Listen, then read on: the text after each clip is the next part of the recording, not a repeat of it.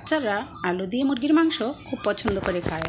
তাই আমরাও কি করি, রান্নার সময় বাচ্চাদের কথা চিন্তা করে মুরগি আলু দিয়ে রান্না করে থাকি। তো আজকে দেখাবো আলু দিয়ে কীভাবে একটি মুরগির রেসিপি তৈরি করলাম।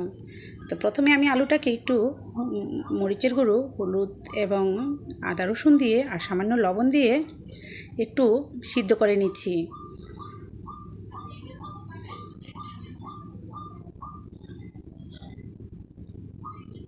আর দিয়ে দিলাম একটু ধনে পাউডার আর একটু জিরের পাউডার দিয়ে এবার সামান্য পানি দিয়ে আলুটাকে সিদ্ধ করে নিচ্ছি।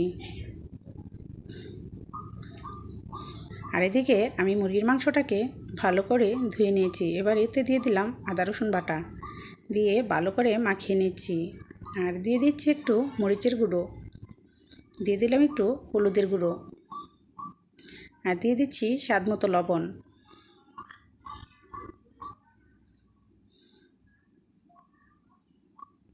এখন ভালো করে মাখিয়ে নিচ্ছি।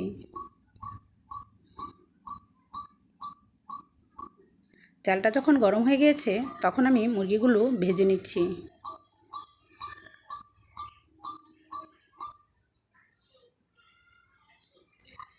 তো এক পিঠে ভালো করে ভাজা হয়ে গেলে অপর পাশটা উল্টিয়ে দিতে হবে।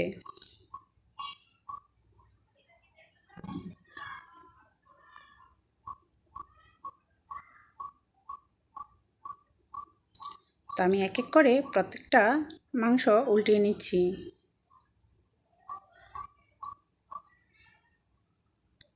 তো এখন কিন্তু ভাজাটা হয়ে গিয়েছে, তাই আমি উঠিয়ে নিচ্ছি। আর বাকিগুলো একই রকমভাবে ভেজে নিব।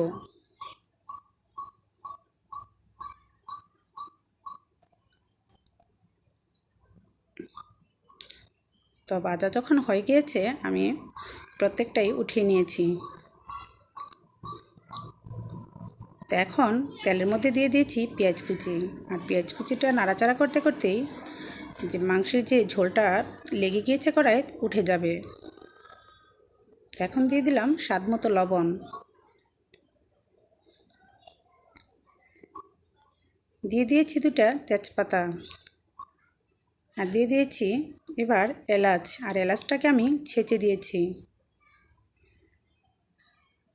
দিয়ে দিলাম দারচিনি, দিয়ে এবার ভালো করে নেড়ে চেড়ে পেঁয়াজটাকে ভেজে নিয়েছি। তো এখন দিয়ে দিলাম আদা রসুন বাটা,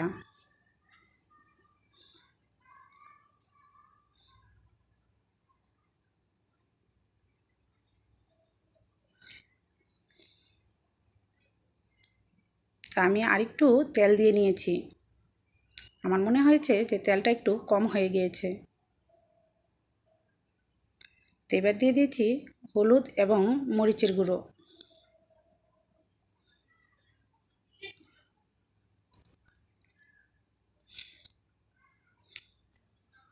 দিয়ে সামান্য পানি দিয়ে ভালো করে নেড়ে চেড়ে নিচ্ছি।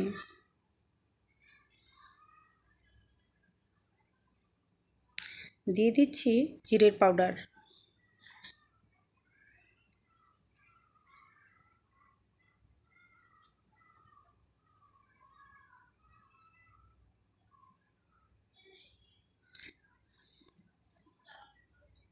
তো আমি আরেকটু গরম পানি দিয়ে মশলাটাকে ভালো করে কষিয়ে নিচ্ছি।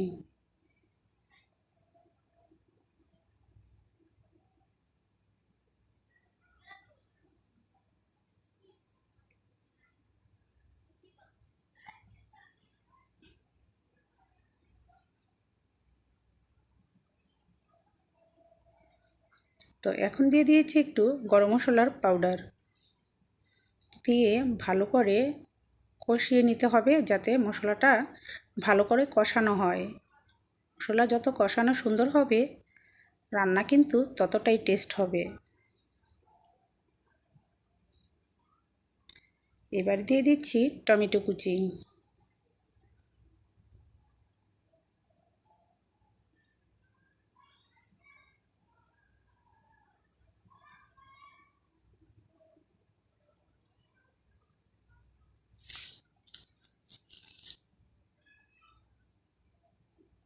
তো টমেটো কুচি দিয়ে আমি কিন্তু টমেটোটাকেও ভালো করে গলিয়ে নিচ্ছি।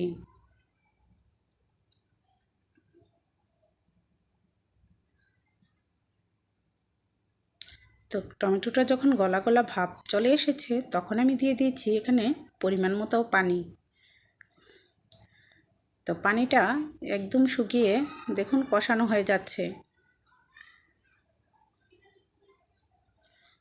আর টমেটোটাও কিন্তু গলে গিয়েছে।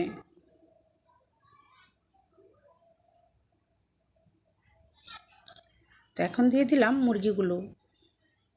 আর মুরগির মাংসটা ভালো করে এভাবে নেড়েচেড়ে তারপরে মশলার সাথে মিশিয়ে নিতে হবে। তা আমি এখন নেড়েচেড়ে মিশিয়ে তারপরে কিন্তু একটু ঢেকে রান্না করব।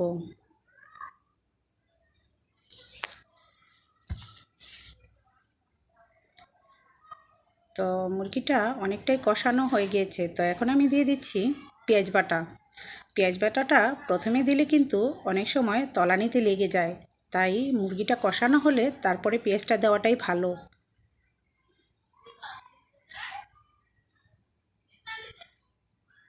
তা আমি এখন লবণ দিয়ে দিচ্ছি, কারণ এর আগে আমার লবণ দিতে মনে ছিল না, তাই একটু পরে দিয়েছি।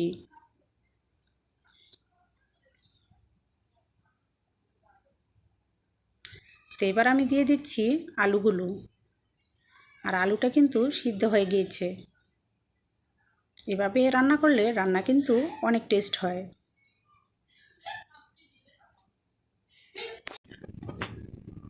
তো এখন ভালো করে নেড়ে চেড়ে তারপরে কিন্তু আমি এতে পানি দিয়ে দিব।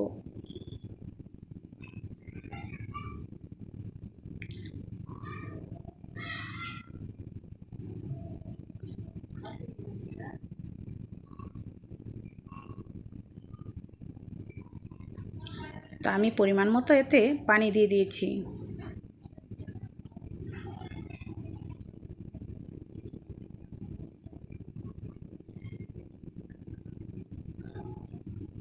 তো এবার ঢেকে রান্না করব যতটুকু সময় লাগে, আর এর ফাঁকে ফাঁকে নেড়ে চেড়ে দিব।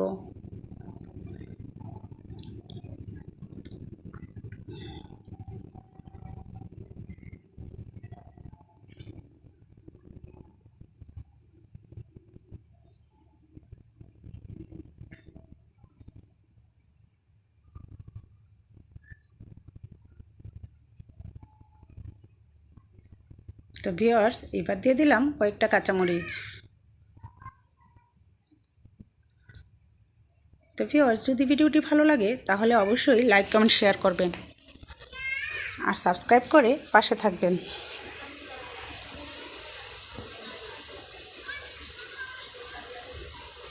তো আমার রান্নাটি কিন্তু পুরোপুরি রেডি।